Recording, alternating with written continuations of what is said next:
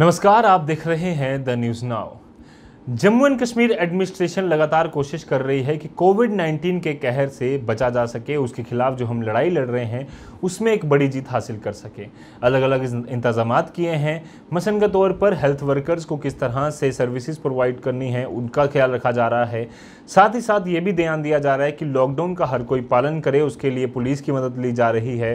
साथ ही साथ अलग अलग सिक्योरिटी फोर्सेज की मदद ली जा रही है और अलग अलग लेवल पर इंतजामात किए जा रहे हैं। इसी के लिए आज हमारी एक खास मुलाकात हुई deputy commissioner Jammu Mrs Sushma Chauhan ji से। उन्होंने क्या कुछ कहा आपको सुनाते हैं। लगातार कुछ क्वेश्चंस हमने उनसे पूछे।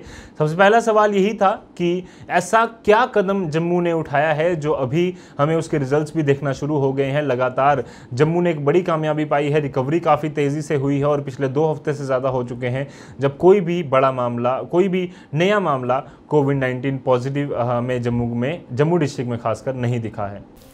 देखिए, कोविड कंटेनमेंट स्ट्रैटेजी जो होती है इसमें बहुत सारी टैक्टिक्स एक साथ अपनाई जाती हैं और कुछ कन्वेंशनल, कुछ नॉन कन्वेंशनल मेथड, सब कुछ मिला जुला कर इस पर प्रयास हमने किया है।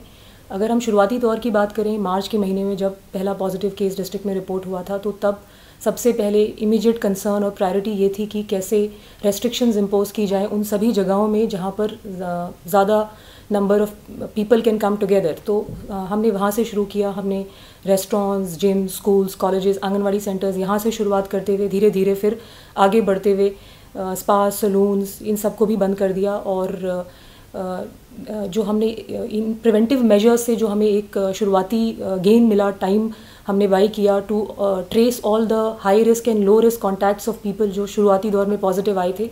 तो बहुत जल्दी हम उनको टाइम बाउंड मैनर में हम उनको ट्रेस कर सके। उन सभी की टेस्टिंग हुई और उनको क्वारंटाइन सेंटर में रखने की ज़रूरत पड़ी तो वो भी हमने किया। फिर वहाँ से और आगे बढ़ते हुए जब हमने डोर टू डोर सर्वे शुरू किया, क्योंकि जब पॉजिटिव केसेस के सभी कॉन्टैक्ट्स हमने सैंपल करके देख लिए तो जो अगला स्टेप हमें लेना था उसमें डोर टू डोर सर्वे हमने शुरू किया, जिसमें डिस्ट्रिक्ट जम्मू की सभी जो लोग हैं, सभी हाउस होल्ड्स हैं, वहाँ पर हमने कोविड हेल्थ ऑडिट करवाया और वो हेल्थ ऑडिट भी 1-2 दिन में समाप्त होने वाला है। और उसमें से भी जो हमें लोग सिम्टोमेटिक नज़र आए उनकी सैम्पलिंग और टेस्टिंग हुई।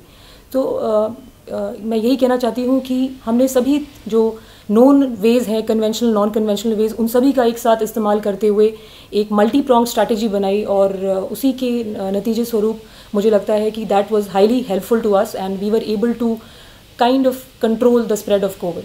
जी मैम, जिस तरह से आपने बात, इसके अलावा जहाँ तक हम सर्वेइंग की बात करें, कॉन्टैक्ट ट्रेसिंग की बात करें तो अलग अलग पैमाने पर कदम भी कुछ डिस्ट्रिक्ट एडमिनिस्ट्रेशन ने उठाए हैं, यूटी एडमिनिस्ट्रेशन ने भी उठाए हैं।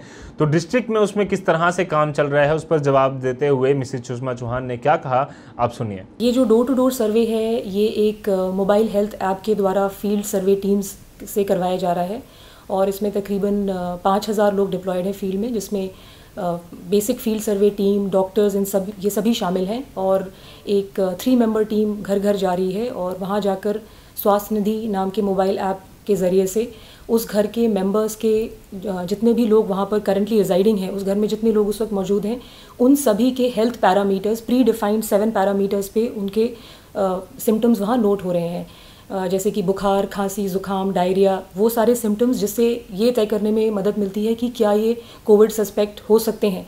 तो इस तरह से सभी हाउस होल्ड्स का एक सर्वे चल रहा है और वो इट इज़ नियरिंग कंप्लीशन। और ये एक कोशिश है ये जानने के लिए कि क्या कहीं पर किसी जगह पे डिस्ट्रिक्ट जम्मू में कम्युनिटी स्प्रेड की कोई आशंका तो नहीं है, क्योंकि जैसे मैंने आपसे शुरू में कहा कि जो भी पॉजिटिव केसेस थे उन सभी के कॉन्टैक्ट्स को ट्रेस कर लिया गया, उनकी टेस्टिंग, सैम्पलिंग हो गई। तो अब नेक्स्ट स्टेप जो हमारे पास है वो ये है कि हम ये देखें घर घर सर्वे करवा करके कि कहीं किसी भी एरिया में, रीजन में कोई कम्युनिटी स्प्रेड के लक्षण तो नहीं है।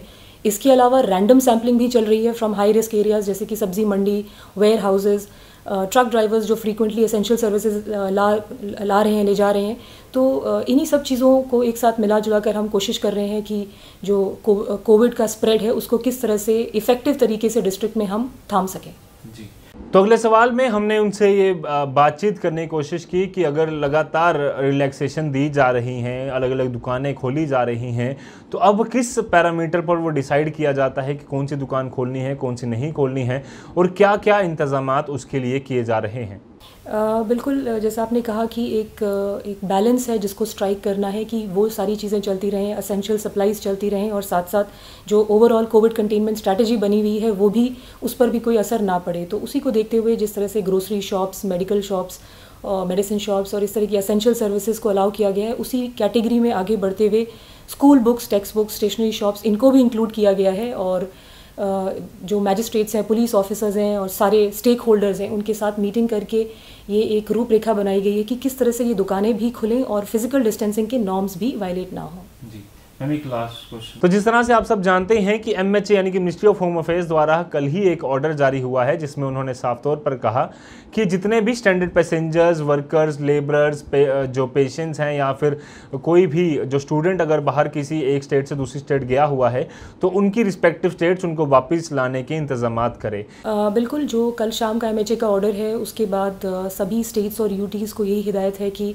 वो अपने अपने लेवल पर एक SOP, स्टैंडर्ड ऑपरेटिंग प्रोसीजर तैयार करें जिसमें वो ये निर्धारित करें कि किस तरह से वो स्टूडेंट्स, लेबरर्स, टूरिस्ट और इस कैटेगरी के और सभी लोग जो बाकी स्टेट्स में फंसे हुए हैं उनको वो अंदर लाना चाहते हैं, और जो स्टेट्स में उनके पास रुके हुए हैं उनको कैसे बाहर ले जाना है। तो the government, including our own government, is already at it, उस पर काम चल रहा है। मुझे पूरी उम्मीद है 1 से 2 दिन के अंदर ये पूरा SOP जो तैयार होगा उस पर सभी deputy commissioners will be required to act.